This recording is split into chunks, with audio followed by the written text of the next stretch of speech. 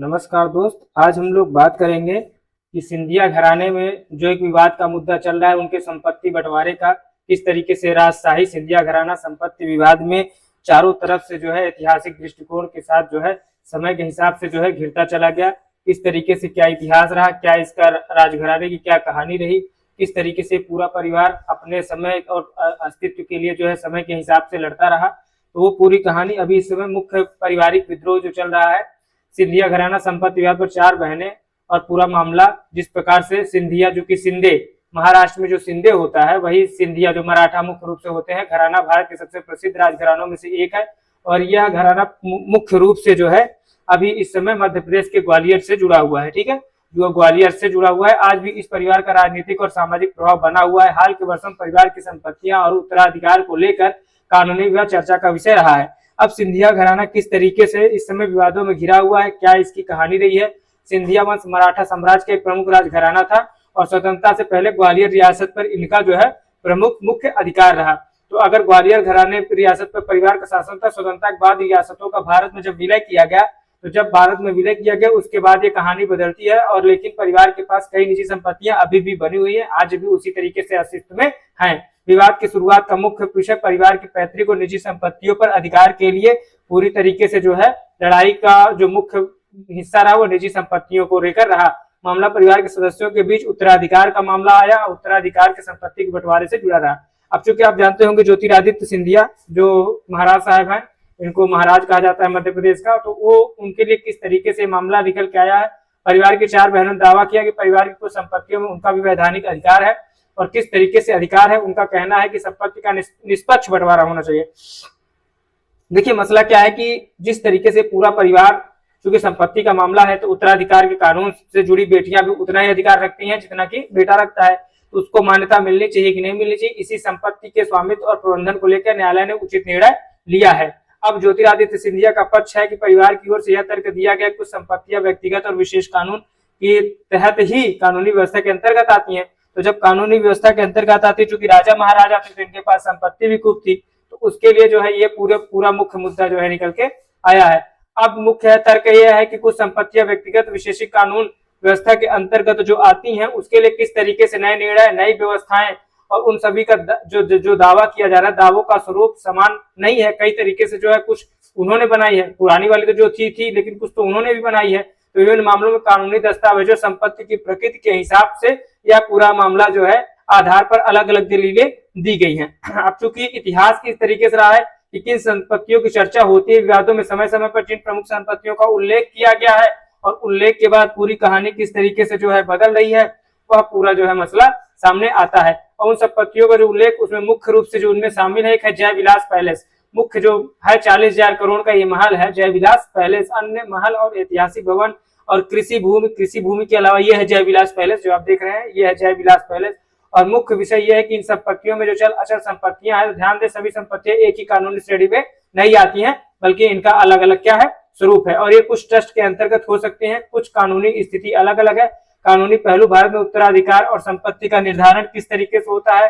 संपत्ति के निर्धारण के अलावा जो है संपत्ति कानूनतः उपलब्ध दस्तावेजों के आधार पर किस तरीके से जो है इसका बंटवारा होता है, यह मुख्य विषय रहा है। इसके अलावा यदि किसी संपत्ति के स्वामित्व पर विवाद हो तो अंतिम निर्णय न्यायालय करता है। अब न्यायालय कितना निर्णय करेगा, न्यायालय का क्या विषय है, वह बात का बात है। लेकिन पहले बात तो जो इतना पूरा विवाद है तो इसलिए किसी भी पक्ष के दावे को अंतिम सत्य नहीं माना जा सकता और अंतिम सत्य न माने जाने सकने का मामला ही जो है विवादों में चला गया। और जब तक अदालत निर्णय न दे, इस विवाद का महत्व राजघरानों की संपत्ति के उत्तराधिकार का प्रश्न आज भी बना हुआ है। अब जब उत्तराधिकार का प्रश्न बना हुआ तो बेटियों के संपत्ति अधिकारों पर चर्चा, ट्रस्ट और निजी संपत्तियों के बीच कानूनी जो अंतर है वह जो है देखने को आपको मिलता है। लेकिन मामला इसके आगे बढ़ता है। ऐतिहासिक विरासत के संरक्षण का मुख्य मुद्दा यही है कि किस तरीके से हम इस कानूनी पेज से बाहर निकले और ये राजघराना उस कानूनी पेज से बाहर निकले। तो चूंकि निष्कर्ष यह सिंधिया घराने का जो संपत्ति विवाद मुख्य रूप से परिवार के भीतर उत्तराधिकार और संपत्ति का मामला है, तो संपत्ति के अधिकारों से जुड़ा कानूनी मामला है। इसमें चार बहनों द्वारा संपत्ति में हिस्सेदारी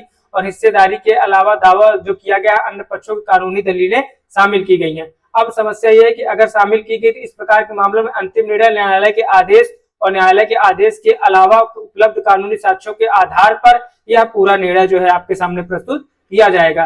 तो यह मुख्य मुद्दा रहा है। लेकिन समस्या यहाँ नहीं है, समस्या ये है कि न्यायालय जिस प्रकार से साक्ष्यों के आधार पर निर्णय देता है वह निर्णय उचित तरीके से नहीं दिया गया या उचित तरीके से जो है कानूनी साक्ष्य नहीं मिल पाए। तो जब कानूनी साक्ष्य नहीं मिल पाए तो यह मामला कानूनी आधार से जो है कहाँ पे गया, कोर्ट में गया। कोर्ट ने जो है निर्णय दिया, उसके लिए जो है मुख्य देखिए। अब देखिए हम समझेंगे कि ये राजघराने का जो परिवार रहा है, तो समझिए सिंधिया राजघराने की कहानी। तो सबसे पहले थे जीवाजीराव सिंधिया जो 1960 से 1961 तक ये थे मध्य प्रांत गवर्नर बने। 1938 में रियासत का संविधान बनाया गया था। उसके बाद विजया राजे सिंधिया जो आरएसएस बना है ना, आरएसएस, उसकी संस्थापक सदस्य भी थी। जनसंघ लिखा है, जनसंघ और भाजपा की संस्थापक सदस्य रही। इन्होंने ही जो है भाजपा और संस्थापक सदस्यों में से एक रही। फिर उसके बाद आते हैं माधवराव सिंधिया 1945 से 2000, एक बहुत बड़े एक समय इनका जो है बहुत जो है भारतीय राजनीति में पूर्व केंद्रीय मंत्री भी रहे हैं। और फिर उसके बाद माधवी राजे सिंधिया 1948 से 2024 नेपाल राजघराने की राजकुमारी, वहां पर इनकी शादी हुई। फिर उसके बाद पद्मजा राजे त्रिपुरा महाराजा किरीट विक्रम किशोर देव बर्मन से इनकी शादी हुई। और उसके बाद ज्योतिरादित्य सिंधिया जो केंद्र सरकार मंत्री है, प्रियदर्शनी राजे सिंधिया जो गायकवाड़ राजघराना होता है, चूंकि गायकवाड़ भी मराठा मूल होता है, गायकवाड़ भी मराठे होते हैं। देखिए जो उत्तर भारत में आप समझिए, जो थोड़ा सा देख लेते हैं, पहले इसी का जो विवाद छिड़ा था, जो आप देखेंगे कि उत्तर भारत में जो कुनबी होते थे, कुर्मी या कुनबी जिनको पटेल कहते थे, वही वहां पे मराठा है। सेम टू सेम वही चीज वहां पे क्या है, मराठा है, जिनको मराठा पाटिल कहते हैं। क्या कहते हैं, मराठा पाटिल। तो मुख्यतः यह है कि ये जो शब्द है अभी जो है संविधान में जो कोई मराठा शब्द था, मराठा शब्द को हटा के अब उसके जगह पे महाराष्ट्र में जो कास्ट सर्टिफिकेट बनाया जाता है वो कुनबी या कुर्मी के नाम से बनाया जाता है। तो यही जो है उसकी मुख्य लड़ाई रही है। और ये लोग उसी राजघराने से, मराठा राजघराने से ये लोग आते हैं, ठीक है, वहीं से राजघराने से ये लोग आते हैं। तो इनके संपत्ति का विवाद है, चूंकि इनका क्या था कि देश के साथ इन्होंने भी अंग्रेजों का साथ दिया। जब इतिहास में लड़ाई हुई तो ये लोग भी अंग्रेजों के पक्ष में रहे। किसके पक्ष में रहे, अंग्रेजों के पक्ष में रहे, ठीक है।